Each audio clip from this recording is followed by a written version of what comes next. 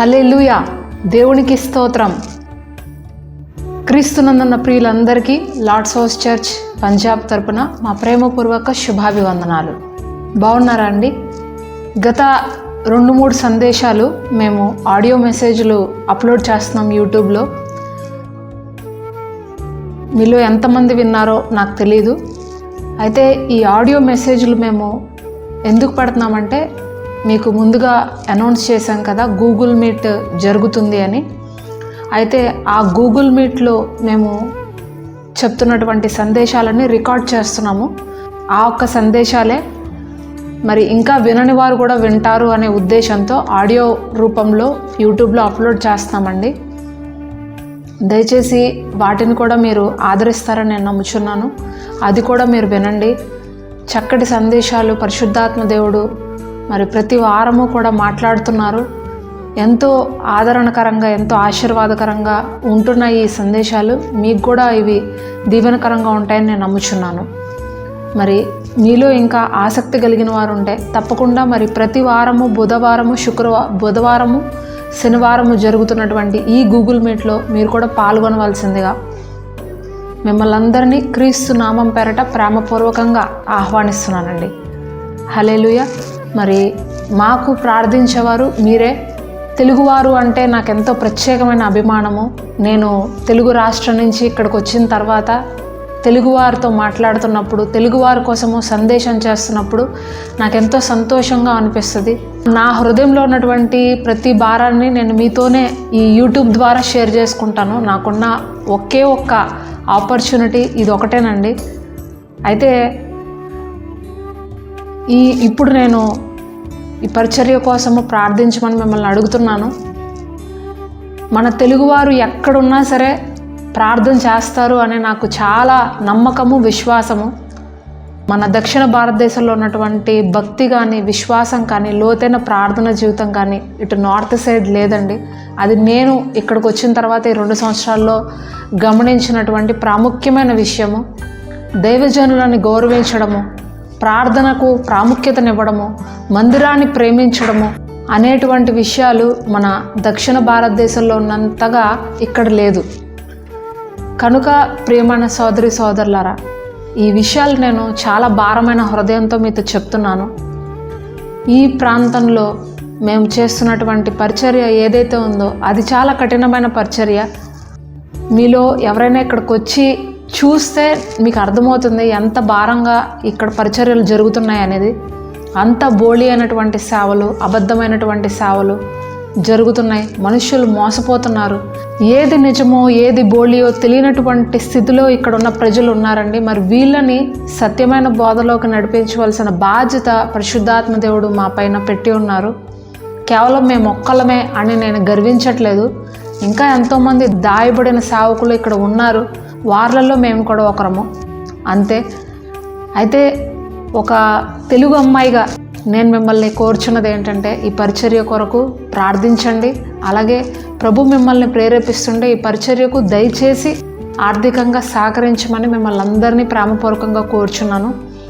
ప్రాముఖ్యంగా మందిరంలో parking road వేయాలని గత 7 నెలలుగా మీకు అనౌన్స్ చేస్తున్నాము. మరి మీలో ఎంతమంది దీనిని గుర్తుపెట్టుకున్నారో నాకు తెలియదు. మరలా మీకు ఒక్కసారి జ్ఞాపకం చేస్తానండి. పార్కింగ్ రోడ్డు వేయాలి. ఇంత మటుకు మేము వేయలేదు.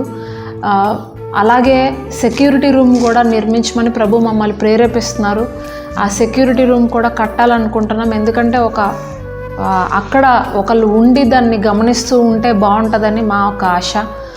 కనుక ఈ 2 విషయాలు మీరు జ్ఞాపకం చేసుకోండి. అలాగే ప్రభు మిమ్మల్ని ప్రేరేపిస్తుంటే ఈ యొక్క భారభరితమైనటువంటి ఈ పరిచర్యలో, ఇక్కడ జరగాల్సినటువంటి నిర్మాణ పనుల్లో తప్పకుండా మీరు ఆర్థికంగా సహకరించమని మిమ్మల్ని అందరినీ, మీ కుమార్తెగా నేను మిమ్మల్ని అందరినీ ప్రేమపూర్వకంగా కోరుచున్నాను. హల్లెలూయా. మరి ఈరోజు వాక్య భాగంలోనికి వెళ్ళిపోదాం రండి. సామెతల గ్రంథము 23వ అధ్యాయము 18వ వచనంలో ఈ విధంగా రాయబడింది. నిశ్చయముగా ముందుగతి రానే వచ్చును, నీ ఆశ భంగము కానేరదు. హల్లెలూయా. ఈరోజు పరిశుద్ధాత్మ దేవుడు చాలా చక్కటి వాగ్దానాన్ని మనందరికీ తెలియజేస్తున్నారు. అదేంటంటే, నిశ్చయముగా ముందుగతి రానే వచ్చును, నీ ఆశ భంగము కానేరదు. బైబిల్లో నాకెంతో నచ్చిన వాగ్దానాల్లో, నాకు ఇష్టమైనటువంటి వాగ్దానాల్లో ఇది కూడా ఒకటండి. ఎంతమందికి ఆశ ఉండదు చెప్పండి, నాకు ఇలా ఉండాలి, అలా ఉండాలి, నేను ఇలా ఉంటే బాగుంటుంది, అలా ఉంటే బాగుంటుందని. ప్రతి ఒక్కరూ వారి యొక్క హృదయాల్లో ఏదో ఒక ఆశ కలిగి ఉంటారు. నా జీవితం ఎప్పుడు ఫలిస్తుంది, నేను ఎప్పుడు ఫలభరితంగా ఉంటాను, నేను ఎప్పుడు బాగుంటాను, నేను ఎప్పుడు వెల్ సెటిల్ అవుతాను అని ప్రతి ఒక్కరి యొక్క మనస్సులో ఒక ఆశ అనేది ఖచ్చితంగా ఉంటుంది. అయితే ప్రభు ఇక్కడ ఒక మాట ఇస్తున్నారు. అదేంటంటే, నీ ఆశ భంగము కానేరదు. నువ్వు ఏదైతే అనుకుంటున్నావో అది నేను నిశ్చయముగా ఫుల్ఫిల్ చేస్తాను. మరి ఇదే వచనము ఇంగ్లీష్ కేజీవీ వర్షన్లో ఇలాగ రాయబడి ఉంటుందండి. ఇదే వచనము, definitely there will be A end. ఒక్కొక్క వర్షన్లో ఒక్కొక్కలాగా రాయబడి ఉంటుంది. అయితే నాకు ఈ వర్షన్లో ఉన్నటువంటి ఈ మాట నా హృదయానికి తాకింది. నిశ్చయముగా మీ యొక్క ప్రతి సమస్యకు, ప్రతి బాధకు, ప్రతి ఇబ్బందికి, ప్రతి పోరాటానికి ఒక ముగింపు, ఒక ఎండ్ అనేది ఉంటుంది అని ప్రభువారు ఇక్కడ మనకి హామీ ఇస్తున్నారు. ఎంత బాగుంది కదండి ఆ మాట. మనం ఎన్నోసార్లు మన జీవితంలో అనుకుంటాం, ఎప్పుడు ఈ సమస్యలకి ముగింపు, ఎప్పుడు మనము బాగుంటాము. నేను నా భర్త కలిసి కూర్చున్నప్పుడు, ఒక్కొక్కసారి ఈ యొక్క ప్రాంతంలో సేవ చేస్తున్నప్పుడు, నిరాశ కలుగుతున్నప్పుడు, హృదయం అంతా భారం అయిపోయినప్పుడు నేను నా భర్తతో ఇలాగంటాను, ఎప్పుడు మనము మంచి రోజుల్ని చూస్తాము, మళ్ళీ ఎప్పుడు మళ్ళా సంఘం అంతా కలకల్లాడుతూ ఉండడం మనం చూస్తాము అని ఈ విధంగా మాట్లాడుకుంటూ డిస్కస్ చేసుకుంటూ ఉంటాం. ఎప్పుడు నిజంగా దీనికి ఒక ముగింపు ఉందా? ఈరోజు ఇంత కన్నీరు కారుస్తున్నాం, ఇంత బాధపడుతున్నాం, దీనికి ఒక ఫుల్ స్టాప్ అనేది ఉంటుందా అని కొన్నిసార్లు డిస్కస్ చేసుకుంటూ బాధపడుతూ ఉంటాం. మరలా ప్రభు ఒక హోప్ అనేది ఇస్తారు మాకు. ఉంది, ఎస్ ఉంది, ఎండ్ ఉంది. ప్రతి సమస్యకు కూడా ఫుల్ స్టాప్ ఉంది. నువ్వు ఏదైతే ఆశపడుతున్నావో, నువ్వు ఏదైతే వాంఛిస్తున్నావో, ప్రభు వద్ద నుండి నాకు ఇది కావాలి అని నువ్వు పరితపిస్తున్నావో, దానిని నేను నిశ్చయంగా నీకు ఇస్తాను అని ప్రభు ఈరోజు వాగ్దానం చేస్తున్నారు. హల్లెలూయా. ఇక్కడ యోహాను సువార్త 5వ అధ్యాయంలో బెతస్దా అనే కోనేరు దగ్గర ఒక వ్యక్తి 38 సంవత్సరాల నుంచి కూర్చుని ఉన్నాడంట, తను స్వస్థత పడాలి అని చెప్పి. అయితే అనేక మంది రోగులు అక్కడ కూర్చున్నారంటండి. ప్రతిసారి కూడా ఒక దేవదూత వచ్చి ఆ నీళ్ళని కదిలించినప్పుడు ఎవరో ఒక రోగి ఆ ఒక్క నీళ్ళల్లో దూకుతూ స్వస్థపడుతున్నాడంట.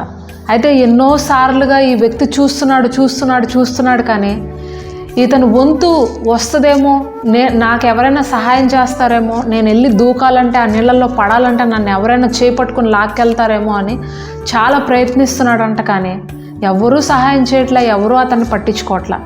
అయితే ఒకానొక రోజు రానే వచ్చింది.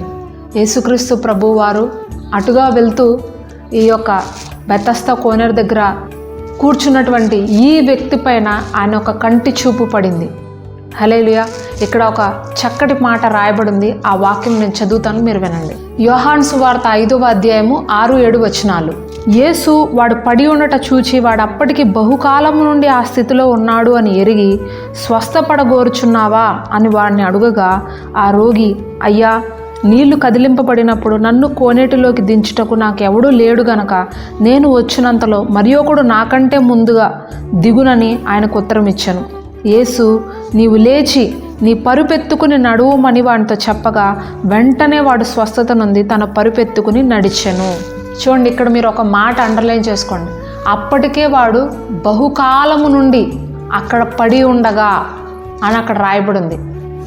చూడండి, మీరు ఎంతకాలం నుండి అనారోగ్యంతో పడి ఉన్నారు, ఎంతకాలం నుండి ఆర్థిక ఇబ్బందుల్లో ఉన్నారు, ఎంతకాలం నుండి సమాధానం లేనటువంటి స్థితిలో ఉన్నారు, ఎంతకాలం నుండి ఇంట్లో ఇబ్బందులతో, శ్రమలతో పోరాడుతున్నారు, వివాహం జరగట్లేదు. ఎంతకాలమైనా కానీ ప్రభు అంటున్నారు, నువ్వు నీ సమస్యకు ఈరోజు నేను ఒక ముగింపునివ్వాలి అని ఆశపడుతున్నాను. నీ యొక్క ప్రాబ్లమ్స్కి నేను ఎండ్ చేయాలని ఆశపడుతున్నాను అని ప్రభువారు ఆశిస్తున్నారు. ఎంతమందికి మీలో ఆశ ఉంది? నా సమస్యకి ఈరోజు ముగింపు కావాలి, నా సమస్యకి ఈరోజు ఒక ఫుల్ స్టాప్ కావాలి అని మీరు ఎంతమంది కోరుకుంటున్నారు? అయితే కమెంట్ చేయండి, ఎస్ నాకు కావాలి అని మీరు కమెంట్ చేయండి. ప్రభువారు మీ యొక్క ఆశను చూస్తున్నారండి. మనుషులు మిమ్మల్ని చూసినా చూడకపోయినా, పట్టించుకున్నా పట్టించుకోకపోయినా ప్రభువుకి ప్రతి ఒక్కరి హృదయము కూడా అర్థమవుతుందంట. ఆయన హృదయాంతరంగాలను ఎరిగిన దేవుడంట. ఇక్కడ బైబిల్ పండితులు ఒక విషయాన్ని ప్రత్యేకపరిచి చెప్పారండి ఈ యొక్క బెతెస్దా కోనేరు గురించి. ఈ బెతెస్దా కోనేరు దగ్గరట ఒక పక్కన జాతర జరుగుతుందంటండి. అంటే తిరణాళ్ళు అంటాం కదా మనము. ఇప్పుడున్న జనరేషన్కి అర్థమవుతుందో లేదో తెలియదు కానీ మా చిన్నతనంలో మేము వెళ్ళేవాళ్ళం జాతరలకి, తిరణాళ్ళకి. ఒక పక్కనంత జాతర జరుగుతుందంట, ఒక పక్కన అనేక మంది రోగులు ఆ కోనేరు దగ్గర గుంపులుగా పడి కూర్చున్నారంట. అయితే జనాలందరూ ఆ జాతరకి వెళ్తున్న వాళ్ళు, తిరణాళ్ళకి వెళ్తున్న వాళ్ళందరూ వస్తున్నారంట. వచ్చి ఈ పక్కకి చూస్తేనేమో సంతోషంతో, ఆనందంతో గెంతులేస్తూ, మనుషులు తినుచు త్రాగుచు నాట్యమాడుతూ సంతోషంగా కనిపిస్తున్నారు. ఈ పక్క చూస్తేనేమో కన్నీళ్ళు, బాధ, వేదన, గుండె బరువెక్కిపోయినటువంటి స్థితిలో పడి ఉన్నటువంటి వ్యక్తులు కనిపిస్తున్నారు. అయితే అందరూ వస్తున్నారంట, ఇటు అటు చూస్తున్నారంట. అందరికీ మనసు ఎటువైపు లాగుతుందంటే అటుపక్కే. అటుపక్కన ఏముంది? అంత సంతోషం, నాట్యము, ఆనందము, కేరింతలు. ఆ ఒక్క జాతర అంతా అలా జరుగుతుంది. అందరూ ఏం చేస్తున్నారంటే ఇటు అటు చూస్తున్నారు, అలా వెళ్ళిపోతున్నారు. అయితే యేసుక్రీస్తు ప్రభువారు కూడా వచ్చారు, ఇటు అటు చూశారు. కానీ ప్రభు మనసు ఎవరి మీద ఉంటుంది చెప్పండి? ఎవరు బాధపడుతున్నారు, ఎవరు రోగిగ్రస్తులుగా ఉన్నారు, ఎంతో కాలం నుండి విడుదల కోసము ఎవరు కనిపెడుతున్నారు, నా కోసము నేను రావాలని, నా ద్వారా ఒక అద్భుతం జరగాలని ఎవరు కోరుకుంటున్నారు అని వారిపైనే ఆయన మనసు ఉంటుంది. వారిపైనే ఆయన యొక్క ఆ భారము, తపన ఉంటుందంట. అందుకనే ప్రభువారు నేరుగా ఆ యొక్క రోగిగ్రస్తులు ఉన్న ప్రాంతంలోకి, కోనేరు దగ్గరికి వెళ్ళిపోయారు. ఆ ఒక కాయిలా పడి ఉన్న వ్యక్తిని, ఆ అనేక సంవత్సరాల నుండి, బహుకాలం నుండి పడి ఉన్న ఆ వ్యక్తిని చూసి, నువ్వు స్వస్థపరచగోర్చున్నావా అని అడిగిన వెంటనే, అవునయ్యా నేను స్వస్థపడాలనుకుంటున్నాను అంటే వెంటనే ప్రభు అంటున్నారు, అయితే నీ పరుపెత్తుకుని లేచి నిలవబడు అని చెప్పిన వెంటనే ఆ ఒక్క పరుపుని ఎత్తుకుని ఆయన లేచి నిలబడ్డాడంట. హల్లెలూయా. ఎంతమందికి ఈరోజు ఇలాంటి అద్భుతం చూడాలి అని ఆశపడుతున్నారండి? నిజంగా అద్భుతాలు ఉన్నాయండి. మీరు నమ్మినట్లయితే విశ్వాసంతో, ప్రభువా నేను నమ్ముతున్నానయ్యా, నేను విశ్వాసంతో నీ కోసం నేను కనిపెడుతున్నాను ప్రభువా, నా సమస్యకు ఒక ముగింపు ఇవ్వు అని మరి ఈరోజు మీరు అడిగినట్లయితే ప్రభువు నిశ్చయముగా నీకు ముందుగా తీస్తాను. నీ ఆశ భంగము కాదు. నువ్వు ఇన్ని రోజులు నువ్వు ఎవరిపైనైతే హోప్ పెట్టుకున్నావో, నువ్వు ఎవరిపైనైతే ఆశ పెట్టుకున్నావో ఆ ఆశను నేను భంగము చెయ్యను. నువ్వు ఏదైతే నీ హృదయంలో వాంఛిస్తున్నావో, నాకు ఇది కావాలని నువ్వు కోరుకుంటున్నావో అది నేను నీకు ఇస్తాను అని ప్రభువారు ఈరోజు మీకు మాట ఇస్తున్నారు. మనుష్యులండి ఎవరు సంతోషంగా ఉంటారు, ఎవరు బాగుంటారో, ఎవరి దగ్గర ఆశీర్వాదాలు ఎక్కువ ఉంటాయో వాళ్ళ దగ్గరికి పరిగెడతారు. బాధలో ఉన్న వాళ్ళని, కన్నీళ్లతో ఉన్న వాళ్ళని, దుఃఖంలో ఉన్నవారిని ఓదార్చడానికి ఏ వ్యక్తికి కూడా మనసు రాదండి. అట్లాంటి వాళ్ళని పట్టించుకోవాలనే ఆశ కూడా ఎవరిలో ఉండదు. ఎంతోమంది మనుషులు స్వార్థప్రియులు. ఈరోజు డబ్బు ఉండే వాళ్ళ దగ్గరికి మనుషులు వెళ్తారు, కానీ డబ్బు లేని వాళ్ళ దగ్గరికి, కష్టాల్లో ఉన్న వారి దగ్గరికి ఎవ్వరూ రారు. వాళ్ళ వైపు ముఖం కూడా తిప్పి చూడరు. కానీ నా ప్రభువు అట్లాంటి వాడు కాదు.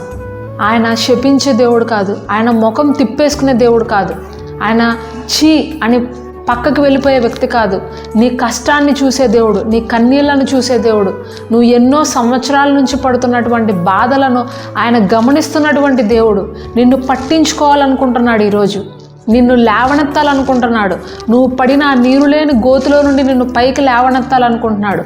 మనుష్యులకు నిందాస్పదంగా, అనేకులకు శాపాస్పదంగా మారినటువంటి నీ జీవితాన్ని బహుతరములకు సంతోష కారణంగా చేయాలని ఈరోజు ప్రభువు కోరుకుంటున్నారు. మరి దేవునికి నీ జీవితాన్ని ఇస్తావా? దేవునికి నీ యొక్క సమయాన్ని ఇస్తావా? విశ్వాసంతో ప్రభువా నేను నిన్ను నమ్ముచున్నాను, నువ్వు నా స్థితిని మార్చు, నా గతిని మార్చు, నా ఆశను నువ్వు నెరవేర్చు అని ఈరోజు మీరు అడుగుతారా? అడిగినట్లయితే ప్రభువు తప్పకుండా మీ యొక్క ఆశను భంగము చెయ్యను, మీకు ముందు జీవితాన్ని మరలా మీకు ఇస్తాను అని ప్రభు చెప్తున్నారు. కనుక ప్రియమైన సోదరి సోదరులారా, దేవుని వాక్యాన్ని గట్టిగా పట్టుకోండి. నేను ఎప్పుడు అదే చెప్తాను, దేవుని వాక్యాన్ని గట్టిగా పట్టుకోండి. వాక్యమే మనకి జీవం అండి. వాక్యమే ఒక వ్యక్తిని పడి ఉన్న స్థితిలో నుండి పైకి లేపుతుంది, చీకటిలో వెలుగును దయచేస్తుంది. కనుక ఆ వాక్యాన్ని మీరు తృణీకరించినప్పుడు విశ్వాసంలో తొలగిపోతారు, ఇంకా కష్టాల్లోకి వెళ్ళిపోతారు. కనుక వాక్యాన్ని స్మరించండి ఎక్కువగా. ప్రభు ఖచ్చితంగా మీ యొక్క పరిస్థితుల్ని మార్చి మిమ్మల్ని తలగా చేయబోతున్నారు. హల్లెలూయా. మరి ఈ వాగ్దానము మీ జీవితంలో ఫలించాలని మీ అందరి కోసం ఒక చిన్న ప్రార్థన చేస్తాను. ప్రార్థన. పరిశుద్ధుడా, ప్రేమ కలిగిన మా తండ్రి, నీకే వందనాలు, స్తోత్రాలు ప్రభా. తండ్రి, నిశ్చయముగా నీకు ముందుగతి నేను ఇస్తాను, నీ ఆశ భంగం కానేరదు అంటున్నావు Prabha. Definitely there will be a end. అవును ప్రభా, నిశ్చయముగా మా ప్రతి సమస్యకు కూడా ముగింపు నీ దగ్గర ఉంది ప్రభా. ప్రతి ఒక్క బాధకు కూడా ముగింపు నీ యొక్క హస్తంలో, నీ నోటి మాటలో ఉంది అని నేను నమ్ముచున్నాను ప్రభా. నువ్వు ఒక్క మాట మా గురించి పలికావంటే ఆ సమస్యలన్నీ క్లియర్ అయిపోతాయి ప్రభా. ఆ సమస్యలన్నీ తుడిచిపెట్టినట్టు వెళ్ళిపోతాయి ప్రభా. తండ్రి, నేను నమ్ముచున్నాను. మరి ఈరోజు ఎంతమంది అయితే అనేక కాలముల నుండి, అనేక సంవత్సరాల నుండి బాధల్లో, వేదనలో పడి ఉన్నారో, రోగాలతో పడి ఉన్నారో, మరణ పడకలో ఉన్నారు, మనుషుల చేత తృణీకరించబడినటువంటి స్థితిలో ఉన్నారు, ఇబ్బంది, ఇరుకు అనే కొలిమిలో ఉన్నారు, అలాంటి నీ బిడ్డలందరినీ కూడా ప్రభా ఈరోజు కనికరించి ప్రభా, ఈరోజు వారి యొక్క సమస్యలకు ఒక ముగింపునివ్వండి ప్రభా. యేసు నామంలో ప్రతి సమస్యకు ముగింపు ఉంది. నిశ్చయముగా నీ యొక్క సమస్యకు ముగింపు ఉంది. నీ ఆశ భంగం కానేరదు. నీ యొక్క నమ్మకము ఎప్పటికీ కూడా ఒమ్ము కాదు ప్రభువా. మరి నేను నమ్ముచున్నాను, నీపైన ఆధారపడి ఉన్నాను. మా సమస్యలన్నిటినీ నీ చేతులకు అప్పగించుకుంటున్నాను. వాటన్నిటికీ ముగింపు నువ్వు పలికి ఒక గొప్ప ఆశీర్వాదము, దీవెన, సమృద్ధిని మాకు మరలా నువ్వు దయచేస్తావని నమ్ముచు ప్రార్థన నజరేయుడైన యేసుక్రీస్తు అతి పరిశుద్ధ నామంలో అడిగి వేడుకొనుచున్నాము పరమ తండ్రి. ఆమేన్. దేవునికి స్తోత్రం. విన్న వాక్యం మీకు ఆశీర్వాదకరంగా ఉంటే తప్పకుండా ఇతరులకు కూడా షేర్ చేయండి. మీ వాట్సాప్ స్టేటస్లో కూడా ఈ వీడియో లింక్ని మీరు షేర్ చేయండి. హల్లెలూయా. God bless you. దేవుని ప్రేమ, ఆయన కాపుదల మీకు, మీ కుటుంబాలకు ఎల్లప్పుడూ తోడుగా ఉండి నడిపించును గాక. ఆమేన్.